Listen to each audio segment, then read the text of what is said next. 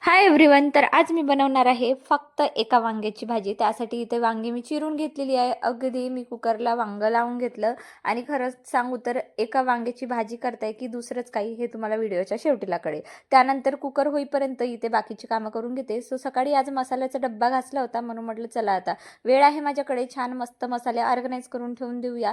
So हळद, तिखट, धनिया पावडर, त्यानंतर जिरं, मोहरी, मी असं काही 2-4 जे वस्तू रोज लागत असतात त्या मी डब्यामध्ये जे आहेत ठेवत असते. त्यानंतर इथे मी चपातीचं कणिक मळवायला घेतलं, त्यात 2 चमच तूप घातलं आणि छान अशी कणिक जी आहे ती मळून घेतली. सोबतच इथे मी चपात्यासुद्धा बनवून घेतले. सो आता आज मी भाजीमध्ये करणार आहे डाळ वांगा. त्यासाठी मी एक वांगा कुकरला लावला होता. त्यानंतर डाळ वांग्यासोबत पापड खूप छान लागतात म्हणून पापड तळून घेतले.